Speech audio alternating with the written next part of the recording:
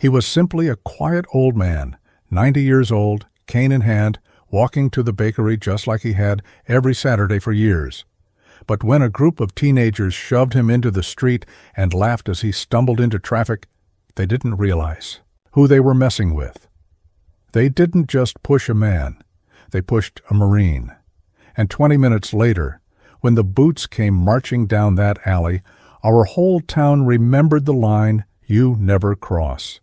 This is a story about dignity, memory, and what happens when honor stands back up. Welcome to Hidden Sparks, where stories of compassion and kindness come alive. Let's uncover what truly happened. Saturday mornings in Ashton, North Carolina moved at their own pace. The streets were quiet. The bakery line was slow. Even the breeze felt polite. And me? I always sat on the bench across from Simmons Bakery. Every Saturday, Mara, same time, same spot, a paper cup of coffee warming my hands and a quiet view of the town waking up. But I wasn't really there for the coffee. I was there for him, Walter Hayes. 90 years old, always in a dark coat, always with that cane, always walking like the sidewalk itself owed him respect. He never missed a Saturday and never once complained. He lived alone, just a few blocks down from the library. I ran. We weren't close friends. Walter didn't keep many of those, but he was a fixture, someone you noticed if you cared to look. He was one of those men the world forgets too quickly. A Marine, World War II, Korea, Vietnam, 3 wars, 3 lifetimes packed into one frail figure. But you'd never hear him mention any of it. Walter was polite, quiet, the kind of man who tipped his hat to strangers and still said, "Ma'am," like it meant something. The kind of man who held a door open even when his hand shook, doing it. That morning, I saw him coming like always. Slow, steady, leaning into his cane, with a resolve you don't learn in schools anymore. He was headed toward the bakery, just like he always did, and that's when I saw them. A group of teenage boys, maybe 4 or 5, sprawled across the sidewalk in front of the shop. One had a speaker blasting music from his pocket. Another tossed a soda bottle from hand to hand like it was some sport. They weren't from this part of town. That much was clear. Walter reached the corner and paused. He waited for a woman with a stroller to pass, tipped his head to her, then approached the group. I couldn't hear everything from across the street, but I could see how he spoke, gentle, respectful. I imagined he said something like, "Excuse me, fellas, mind if I pass?" They didn't move. One of them, tall kid, backwards ball cap, that kind of smirk you only earn from never being told no, stood up and blocked the path even more. I leaned forward on the bench. Walter tried again. The boy laughed loud enough that I heard it from across the street. Then came the shove. It wasn't dramatic or theatrical. It was casual, disrespectful, like swatting a fly. The boy stuck his leg out, pressed a hand to Walter's shoulder, and pushed, and just like that, Walter stumbled off the curb.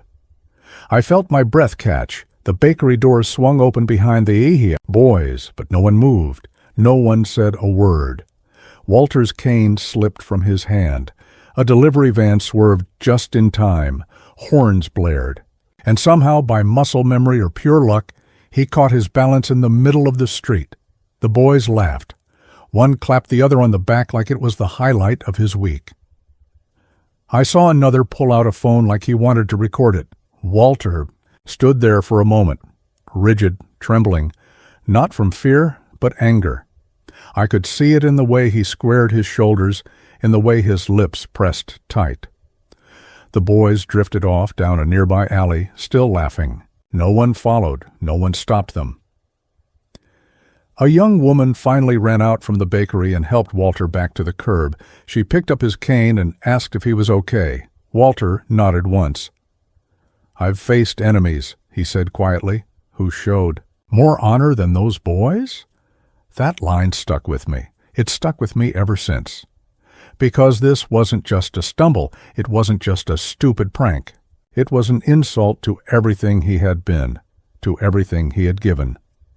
And as I sat there on that bench, hands gripping my coffee a little tighter than before, I knew this was far from over because Marines may leave the battlefield, but they don't leave their own behind. Not ever. And someone somewhere was about to remember that. Walter didn't leave. He just sat back down. Same bench, same posture. But everything had changed. His cane rested across his lap. His hands trembled slightly, not from weakness, but from something older, deeper. And in his palm, I saw it. A small flip phone, outdated, scratched but steady in his grip. He opened it, pressed a number from memory. No hesitation. No scrolling, just dialed.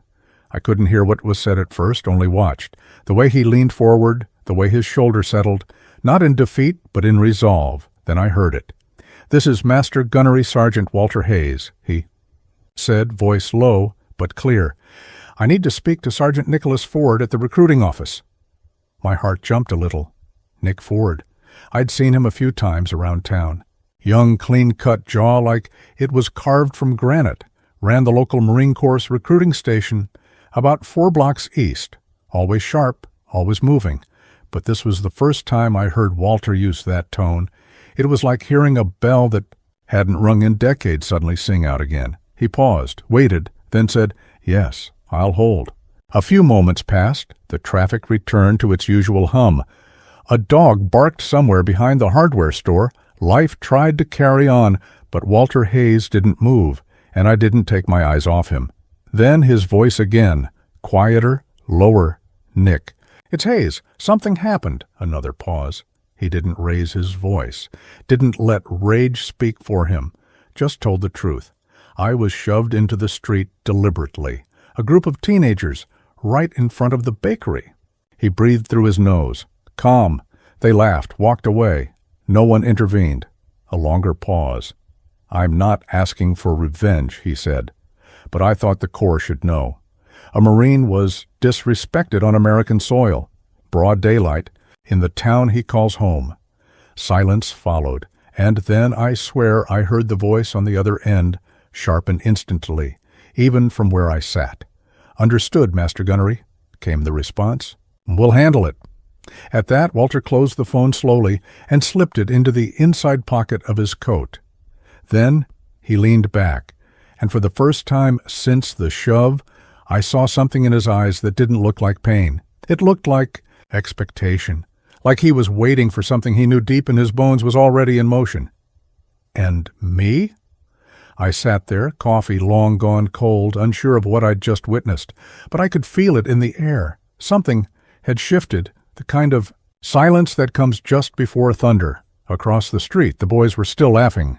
They'd moved on, wandered down behind Mateo's Pizza. That alley was their hangout, half shaded by ivy, filled with old crates, spray-painted dumpsters, and the sort of emptiness teenagers think belongs to them. I'd seen them there before, more times than I could count. This time, though, they had no idea what was coming. Walter stayed seated, didn't check the time, didn't fidget. He just sat still. 10 minutes passed, then 15. Then I heard it before I saw it, the sharp crunch of boots on pavement, a rhythm steady, deliberate. Then the first figure came into view, Sergeant Nicholas Ford, dressed in service Charlies. Tan shirt, dark green trousers, cover crisp and squared. He walked like the road itself made way for him. Behind him came more. 8 Marines, some older, some younger. One looked barely out of high school.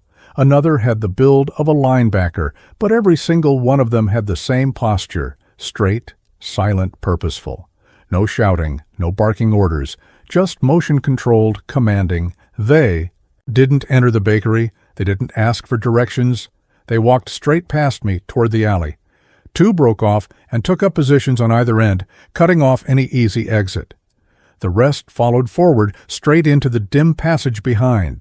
The pizza shop. From where I sat, I couldn't see what happened next, but I could hear it. The laughter died first, then a silence, then Ford's voice. Not yelling, not scolding, just cutting, precise, cold as steel. I couldn't make out the words, but the tone. I'd heard it once before in a documentary about boot camp.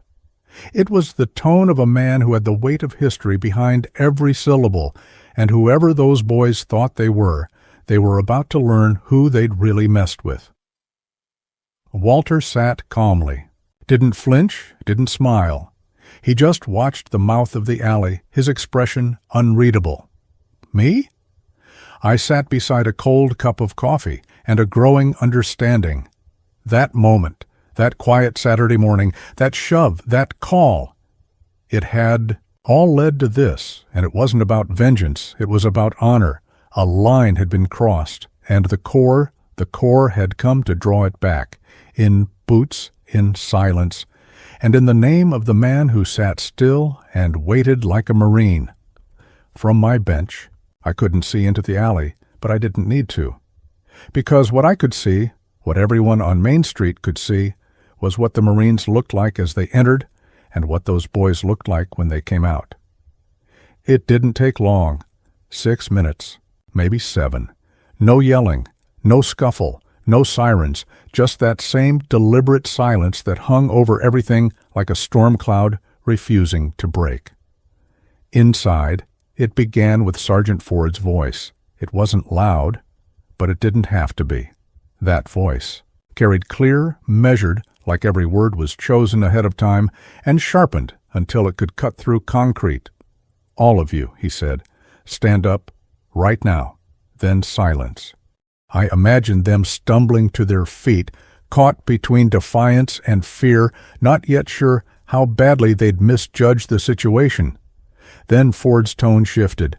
Lower, colder. "You think you shoved an old man?" Another pause. "You shoved history." And I felt it. The shift, not just in the alley, but in them. You don't hear a man like Nick Ford and forget what he says. You carry it. It echoes. "He's not just someone's grandpa," he continued. "He's a Marine who bled for eyes, this country. While you were learning to tie your shoes, he was watching his friends eat beside him. Still no yelling, but now every word sounded like it was being etched in stone. Men like him didn't fight so you could play tough guy on a street corner. They fought so you could be better than this." There was a silence I'll never forget. And then another voice. One of the younger Marines, calm but firm. "You think strength is pushing someone smaller than you?" He let the question sit. "Let me tell you what strength is." I couldn't hear the rest, but I didn't need to, because just a minute later, the first boy came out. Tyler, I think his name was. The one with the backwards cap. Only now he wasn't smirking. He wasn't laughing. He looked different. Small, like a balloon that had been punctured and was slowly leaking out every ounce of bravado. His face was pale. His hands trembled just slightly. Behind him came the others. Chase Darnell, a boy in a green hoodie I didn't recognize. All of them moved the same. Slow, stunned, eyes fixed on the ground. Not a word between them. They didn't run. They didn't protest. They just walked. Not toward anywhere in particular, just away, like they needed distance from what had just happened and from who they'd just been. They looked like they'd stared into something bigger than them and come out the other side unsure if they were still whole. And in a way, I think they weren't. Then the Marines emerged, still in formation, still composed. Gunny Ford walked last, his cover perfectly centered, his posture still rigid. He paused just outside the alley, turned to face Walter, who was still seated on the bench across from me, and brought his right hand to his brow. A perfect salute. Walter stood slowly, deliberately. He returned the gesture, not shaky, not frail, but with the kind of weight only a man who's earned it could carry. Their hands dropped in unison. Ford stepped forward. "Master Gunnery Sergeant Hayes," he said, loud enough for the crowd that had quietly gathered along the sidewalk to hear, "the situation has been addressed." Walter gave a single nod. "Nothing more, nothing less," Ford added, voice quieter now. "They've received a thorough orientation on the values of honor, courage, and commitment." Then just a hint of steel in his tone, with special emphasis on what it means to respect those who served before them. Walter's mouth twitched at the corner. Not quite a smile, but enough. "No thanks necessary," Ford said. "We take care of our own." And then he turned to his unit. "All right, Leathernecks," he called. "Fall in. Back to the station." And just like that they turned. Boots crisp on pavement, back straight. No more words. The town had grown silent. Even the wind seemed to pause. I watched them disappear down Main Street, tall shadows moving together like they had always belonged here, and maybe they did, because in that moment Ashton didn't feel like just another quiet town. It felt like a place where honor still mattered, where history still walked beside us, and where a quiet old man with a cane could still teach a lesson no one else would dare.